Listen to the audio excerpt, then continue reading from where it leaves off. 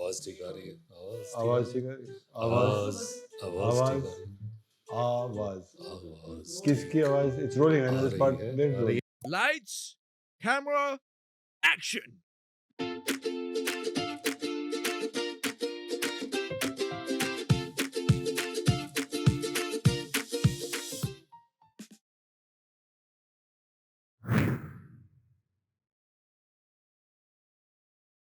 Both of you, welcome back. Thank you so much. Talkies, my friends. I've been in all the seasons, I think. Except for It's not. I think most of the season. most of the seasons. Yeah, that's But that reminds me, Rajiv.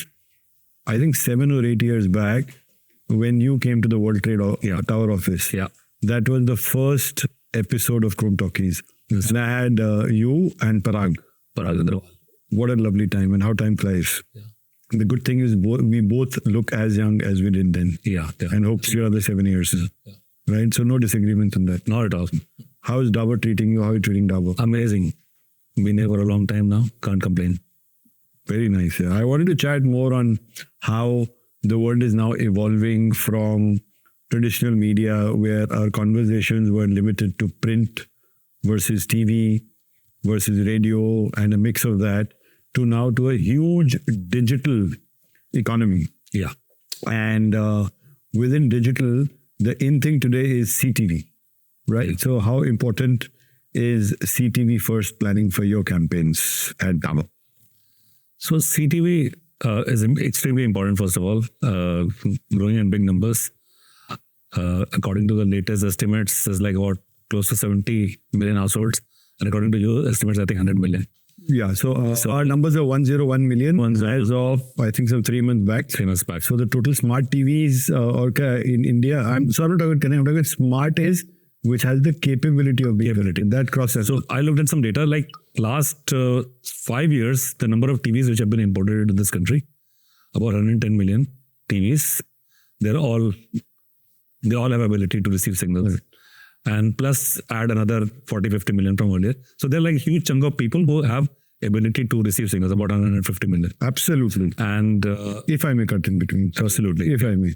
So there was this huge debate we had with a client on the numbers being 100 million connected TVs. And the maths is very simple. India sells approximately 25 million TV sets a year.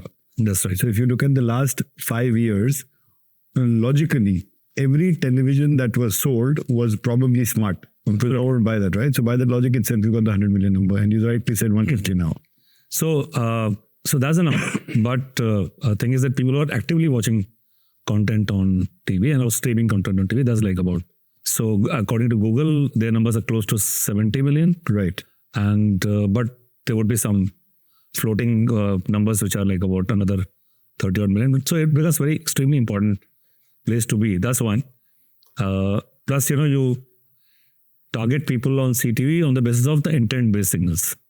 Yeah. So the data is more deterministic, and so hence retargeting it easier. So connected TV always is very important, And going forward, I think who knows, all the TVs will become connected TVs. I think so. So we used to have these debates at conferences saying whether it's television or digital. If you remind 5 years. And everyone said, oh, TV is the real thing. And when it's digital, it's a small device you're looking at. So you want to look up or you want to look down. Connected TV is that brilliant hybrid combination where you have the size of a television. At the same time, you have the connectivity of a mobile and the interactivity of a mobile, right? So what is the biggest shift in consumer media consumption over the years? And how does that impact your advertising business, Rajiv? So I'll break this down into 5 pieces, okay? Okay. Entire universe of a consumer is broken down to 5 pieces. One is the regular pay TV, which is you pay a pay cable guy or pay the DTH guy to get the signals at your house. That's one part of what type of TV. Second is free to air, which is growing, right? Free dish, 65 million. Again, it was 40 million a few years back. It has grown to about 65 million. That's by the way from the Chrome SES. Third, absolutely. And third piece is the connected TV universe, which is again 70 million. Let's keep the number 70 million for our convenience. Okay, yeah, sure. So look at free to air and connected is like quite similar in terms of numbers. Pay TV number debatable, but again a sizable number. Fourth type of homes are homes who use actively, who do shopping very actively, like somebody who's buying something on Amazon, Blinkit, etc. That universe is again huge, right? Yeah. So that's retail media. There's another place you can target consumers. And the fifth place is mobile, where So just to recap, so you're talking traditional TV, then you're talking about free dish, third you said? You give the 5 sets. yeah. Sorry, I just want to recap that for myself. So first is your regular TV, which is like DTH and cable. Second is free to air TV. Third one is connected TV. Right. The fourth one is retail media. Right. Retail where you were actually actively shopping. Yeah. And the fifth one is the regular digital video, Correct. which you target through mobile. So number 2, 3, 4, 2, 3, 4, 5, they all are targetable through intent-based targeting. Right. So you have some data about those people, those consumers who have shown some signal to buy that you target through retail media. The people who are like showing their interest of what they want to watch, that you target through mobile and connected TV again, because based the intent-based signals. Right. Versus the first two, which are more bossy, which are like Massive, yeah. top the funnel, or what you call. And the first two would add up to 160 million, which is still it's declining, but it is still the largest for reach. So it's largest for reach. But what happens is that if you look at the TV numbers, like all TV put together numbers, the number is huge, right? More than 200 million and 230 million perhaps, right? But there is a cross section of mobile, cross section of connected TV, cross section of retail media across all sets. Right. So what I'm getting at is that you can't plan one thing in isolation. You can't say that, hey, I'm just going to plan only for mobile video. No. So companies like ours which are present in say about 80% households in the country, we have to look at all the parts of funnel. We have to create demand for the product. We have to go after the consumers who have bought the product once and make them loyal. Yeah. And third, like extremely loyal set, which has been there for generations after generations, that we have to keep retargeting. Yeah. So for us, every part of funnel matters. Yeah. But what are the change? Like, what's the biggest shift in consumer habits in terms of how they consume content? So you said one is obviously they split from 1 to 5 sets of five models of transmission, to put it broadly. So one is that, I would imagine that it's getting more and more difficult because the attention spans are so limited. So is that right? That leads to attention-based planning. That's the second part of our conversation. But what is changing is that, earlier multi-screen kind of environment was seen as a bad thing, but now that's seen as a good thing. You know why? Because, you can retarget people on both the screens at the same time, or looking at what person is doing on one screen and then target that person on the second screen. You can target the person on the basis of what competition he's seeing on that one screen versus other than that you can target that person on the second screen, the third screen. Right. So targeting is becoming easier. I won't say that we got a solution for everything today, but basis the deterministic signals, you are able to target people in a much better way, much sharper way. Right. Absolutely. So that takes me to the privacy matter, privacy first.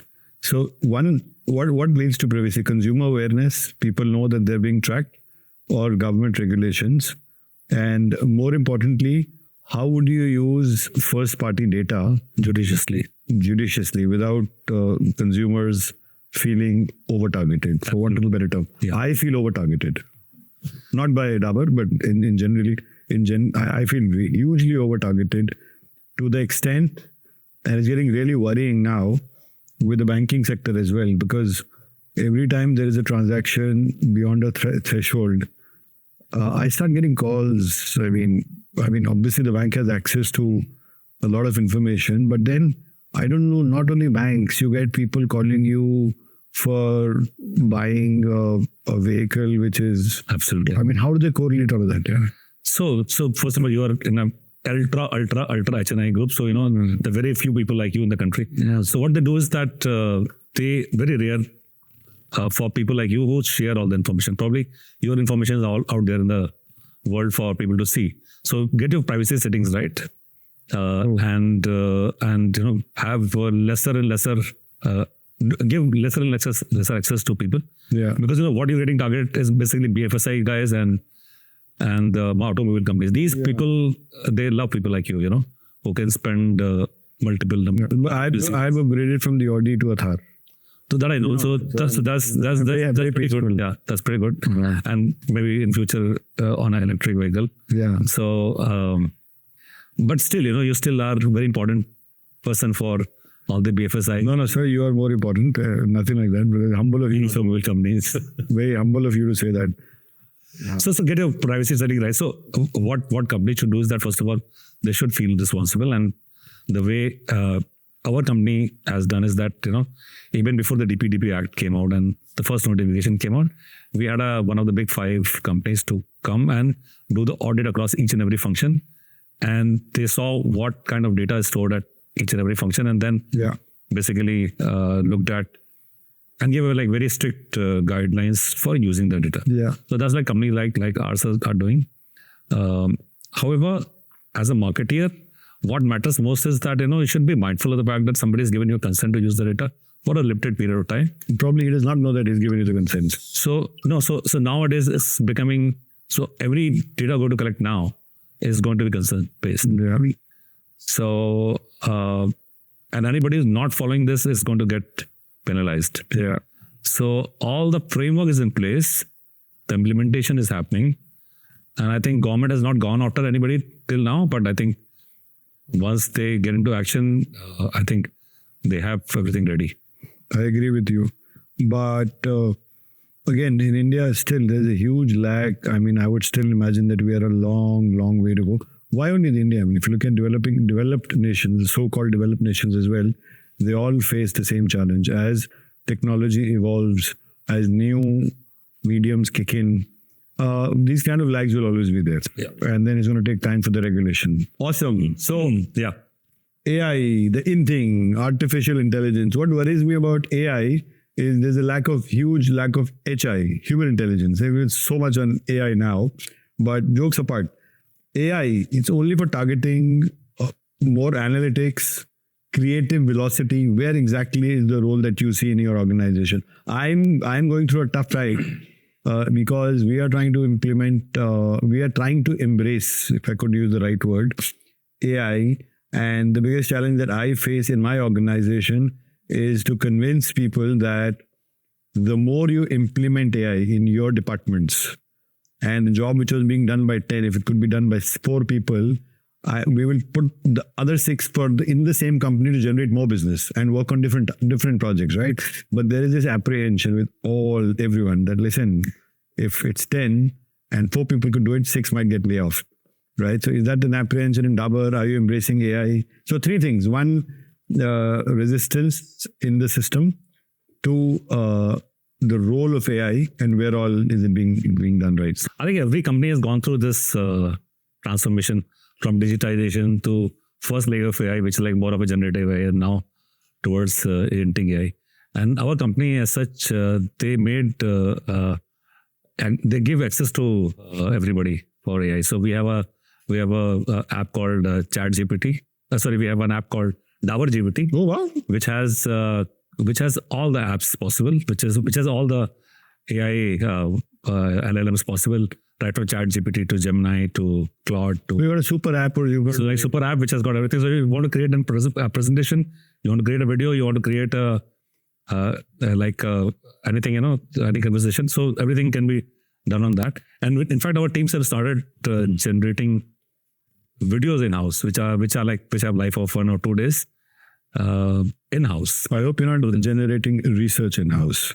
So research agencies do the research. Correct. I just want to. And there are specialized agencies who only know their work, and they are the ones who do the research. For example, if I have to do research about who's watching what, so I'll come to you and talk to you about who's doing research. I won't let ChatGPT do this for me. I'm glad I asked that. Lovely. So you're talking about the AI bit. So what else? So what has impact on manpower?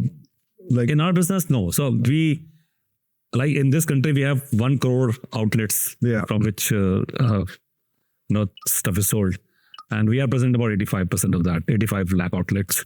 That's one that takes care of most of the country. Then second leg is again the modern trade and e-commerce, etc. So that's as far as expanse of the company is concerned. As far as functions are concerned, which are back end, like sales function, marketing function, and all that, I think how one is using it is more important than fearing about losing jobs, etc. Yeah. So you should embrace it rather than say that oh my God, I'm going to lose my job. Let me not do anything about it. Rather than that, you learn it. Yeah. And use it, function in the best possible way.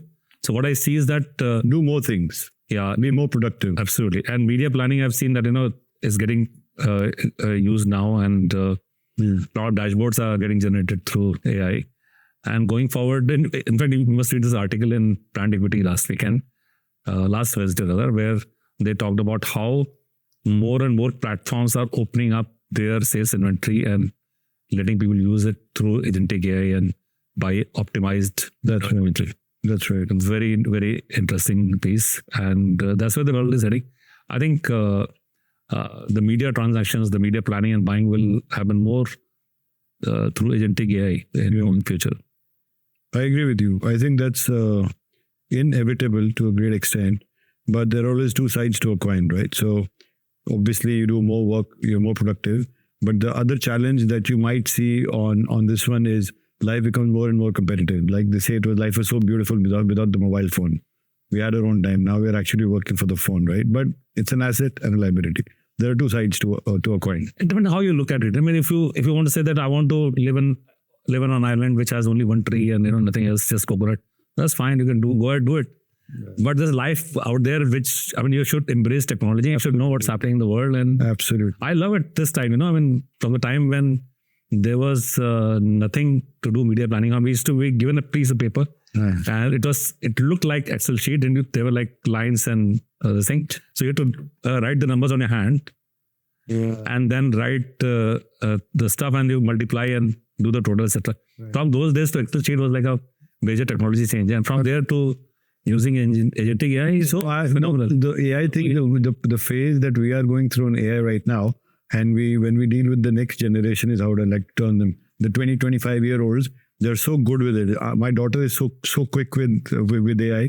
I remember that early 2000s, there were people in the Star office, we had Excel, and they would take data from Excel, use a calculator and do a sum total while looking at Excel, because they never figured out you could do a sum there also, right? That's exactly old, or say our kids, the AI is very native to them, right? Yeah. They have grown up with AI. They know. So it comes naturally to them. It does. So there's a difference for us. We have to apply more mind, and you have to apply more of your brain to use AI. But it's fine, I think. Yeah, but it's going to be, I think this is just the tip of the iceberg. You'll see a huge amount of AI implementation, usage, output as we move along. And this is just the very, very beginning. To an extent, I'll tell you a report that would take us about 2 days to structure and churn out. Someone in the team has bought some software and they're working on it. Obviously, once you plug in the primary data and the final output, it actually does all the analytics to a great extent. So that's great stuff. So Dabur has a lot of regional and cultural relevance, regional advertising, regional marketing, vernacular communication. It's not only about translating an ad from Hindi to various languages. Yeah, that was old school. That's old school, right? So what all is regional advertising? It's about festivals, it's about timings, about family codes, cultural storytelling. So first I'll break this down into regional and then to festivals. So look at the southern languages. There, the consumption of video in their own native language, like for example, Tamil, Telugu, Malayalam, Kannada, 90-95% is the extent to which they use their own language. Yeah. Then go to say West Bengal, Maharashtra, again, more than 50%. Punjab, again, very high. Hindi heartland is something which is like predominantly Hindi. But look at all other regional markets, which are their own language comes first when it comes to consumption of video. So it becomes very important to talk to them in their own language. Yeah. So when you make a communication, it's not only made in their own language. That's one. That's a very smart thing to do, I would say. Get their own local influencers, local stars, and then do it. So that's what we do when we create a communication for, say, Red Toothpaste. We'll create one big communication with Bachchan Saab, which will work for the brand. Then as you go into regional markets, you'll have local influencers as big as Bachchan Saab, who will be main protagonists for the brand. Like, So that's as far as the creative side is concerned. Even and when you go down further on the ground, then you have to look at local dialect. So like for example, a few years back we started doing wall paintings in local dialects. So we made one wall painting in Maithili language, right, in Bihar, and those guys like really liked it because because everybody thinks Bihar only in Bihar only Bhojpuri spoke, yeah, right? Versus there are multiple languages which are spoken within Bihar. So you have to understand local nuances, and then you target your advertising like that or make creatives like that. As far as festivals are concerned, again coming back to festivals become very important point in our business. So every brand, in fact, makes a different creative, which is only valid for that period. right. It has very short life of 1 or 2 days, sometimes even a day, and that is more influencer led, and nowadays more done through AI. Yeah, And like for example, today is the World Digestion Day. yeah, So we created an ad for Lavan Bhaskar Chund. yeah. It's only just made in house and made through by using our own tools, in-house tools. Yesterday was World Vegetable Day. Yeah. So that the other film which was made for a brand called Deshmukh Arrest, it was all done in house. And everyone talks about big brands doing big things, but look at these smaller brands which are like located in very small geographies. They sell only very few markets. These kind of things really work, and this kind of communication really goes to the right kind of audience if you use the right kind of medium. Absolutely. So each market has a different flavor. Yeah, and then like yesterday there was a few days back there was Eid, and there's Eid specific communication which you make for certain markets, not for all markets, but certain markets, and you then go and advertise in those markets. So those kind of things one keeps doing. Yeah, that is so right. So at Chrome DM, and now it's obviously on COT, which is the OTT digital piece, we discussed the need to move beyond the regular reach and impressions. Yeah. And the need from an advertiser's perspective to get attention measurement, right? So to put it in a very layman's language, there is a panel, there is census data, which basically tells you what is being consumed for how long, who's watching, all of that, right? But the new thing that gets layered on it, which obviously has to be a panel-based tech, is to gauge the responses of an audience while content is on. So when you see a Dabur ad, do people go, or do you see someone smiling? Does the attention increase? So how important is that for you? So Rajiv, measuring advertising, moving from the conventional reach, impressions, CPMs, measure how many people, TRPs, TVRs, all of that. How important is the role of attention measurement? And just in layman's language, attention measurement is television, which has a reverse data path or something digital, can track what is being watched for how long to a great extent. But how it is being consumed, the reaction when you see an ad, the exposure, do you smile, do you turn off, do you frown, do you walk out? How important is that measure for you? And I'm asking you, this is an investment that we're doing on COT, measuring attention spans. It will be very important to understand how a creative is working for you or not. Like, for example, if somebody is reacted in a certain way after looking at your creative, it becomes very important for you to know whether what has worked, what has not worked. Right? So I'll be very curious to see the data. Let's see how it turns out. I'll get the teams to connect on the attention measurement, and then you guys can take it from there. Right. So in ideal OTT, cable and satellite, CTV measurement system, what is your wish? Reach, frequency, co-viewing, attention, completion rate, brand lift, sales linkage. What exactly is like a dream marketeer's data point? So sales linkage is something which is like extremely important. That's like really a bottom of the funnel. Sales linkage is one, and then combination of everything else. Because reach, etc., is like a currency which is used for very mass targeting. Yeah. Then when you go to specifics, then I think what becomes important is that you do planning on the basis of deterministic signals, and then you get intent-based planning and attention-based planning. So those become subset of the main advertising.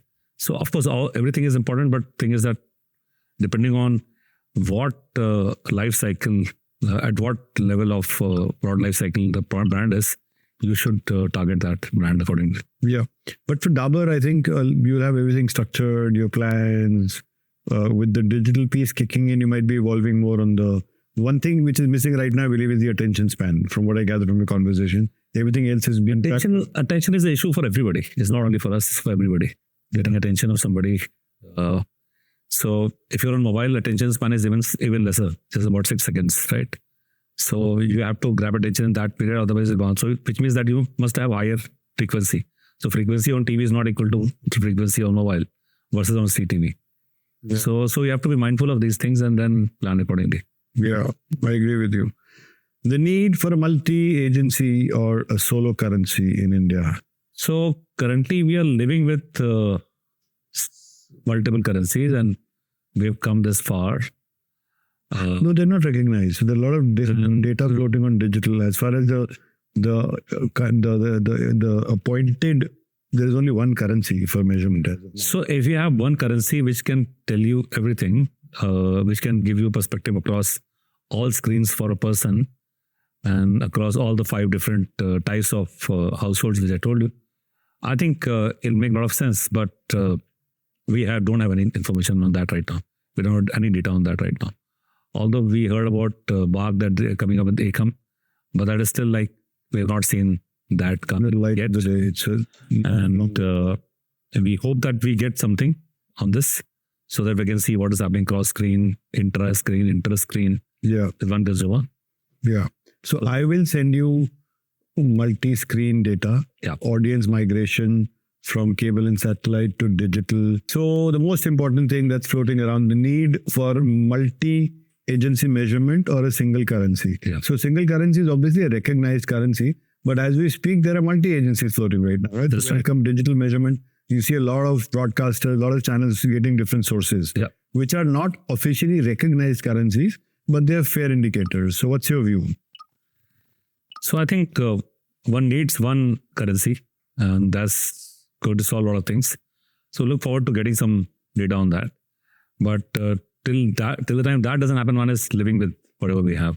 Yeah. Which is not good, which is not ideal, but we don't live in an ideal world.